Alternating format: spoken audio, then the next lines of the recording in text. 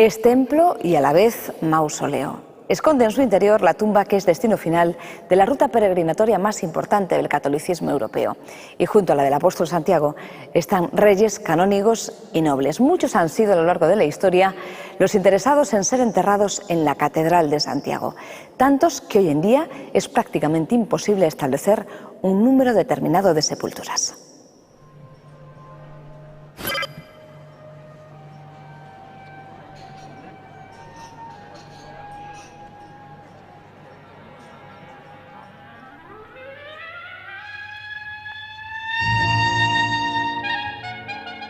Miles de peregrinos acuden cada año a la Catedral de Santiago para honrar al apóstol, germen de la propia ciudad.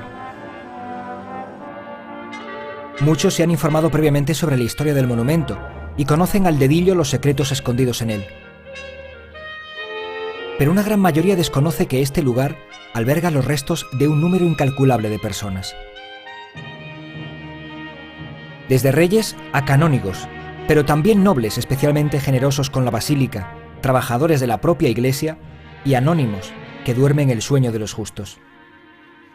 Hay enterramientos contemporáneos, como son los que vemos en este claustro, hay enterramientos de época moderna que los tenemos por toda la catedral, o en diversos enclaves o sitios puntuales, hay enterramientos medievales que los tenemos en el claustro medieval, en los cuales hay algunas sepulturas pues, que han estado descubiertas y trabajadas, pero no tenemos una aproximación. El descubrimiento del sepulcro original del apóstol en el siglo IX y de sus discípulos Atanasio y Teodoro fue el inicio del culto que ha convertido a esta pequeña ciudad en uno de los destinos básicos del cristianismo. Hay toda una serie de enterramientos alrededor que lo veneran, que están orientados hacia él. Entonces, esa tradición de culto y de veneración hacia Santiago y además de tradición de venida a esta zona de la península ibérica junto con un sepulcro con una serie de vinculaciones sepulcrales alrededor que lo están venerando, pues hace que se atribuya a Santiago de una forma yo creo que bastante coherente y bastante plausible para el momento. Por eso no es de extrañar que una vez construida la catedral, muchos quisieran ser enterrados en ella. Tantos que hoy en día es literalmente imposible establecer un número aproximado de las sepulturas que pueden encontrarse aquí. No hay un registro de todas las personas que se enterraron a lo largo de su historia en la catedral. Tenemos amplia documentación de enterramientos desde la época medieval, por supuesto. Entonces se pueden ir siguiendo algunos de los casos principales y fundamentales y que han llegado hasta nosotros a través de la documentación en época moderna, en época medieval, moderna y contemporánea, por supuesto. Pero un registro como tal no lo tenemos.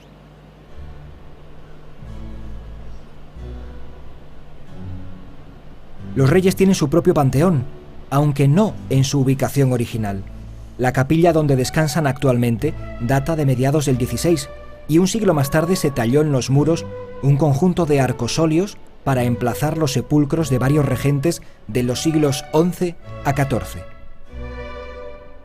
Raimundo de Borgoña, el esposo de la reina Urraca, Berenguela de Barcelona, reina consorte de Castilla y León, Fernando II y Alfonso IX, reyes de León, y Juana de Castro, reina consorte de Castilla y León por su matrimonio con Pedro I el Cruel, están inmortalizados en estas esculturas.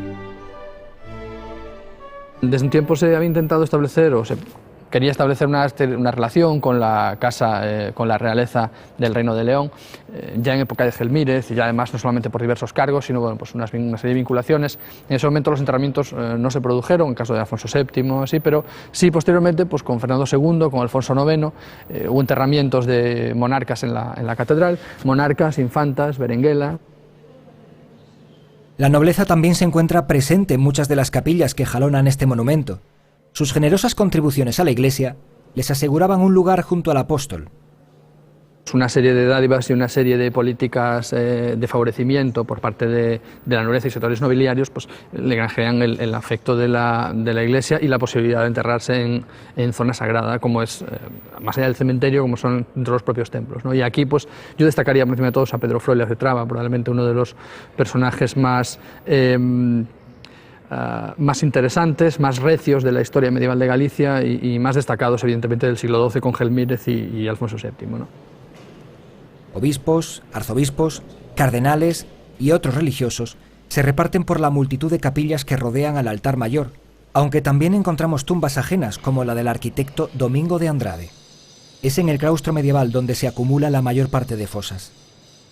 Una serie de enterramientos en el claustro medieval, pues que atestiguan evidentemente la rica y la activa vida que tuvo este templo en época medieval, y además también asociada pues a otros personajes en la catedral, como pueden ser miembros del concejo que fueron especialmente dadivosos con la iglesia. Paseando por esta impresionante galería, somos testigos de la historia a través de las tumbas. Algunas han sido prácticamente borradas por el tiempo, y otras son reflejo de las modas. Por ejemplo, en los años 20, los marmoleros estaban influidos por el Art Déco, y una década más tarde se volvía a diseños más austeros, como la propia España demandaba. No existe una ruta por las sepulturas de la catedral compostelana, pero, sin duda, sería una interesante lección de historia. Quizás sí sería un proyecto bonito de acometer, además en Galicia, donde tenemos tal relación con el culto a la muerte, ¿no? El culto en cuanto a veneración y a comunicación con nuestros antepasados y con nuestro pasado. Muchos de estos mausoleos están hoy olvidados. Algunos, sorprendentemente, siguen recibiendo flores. Y hay uno que es el destino final de la ruta peregrinatoria más importante del catolicismo europeo.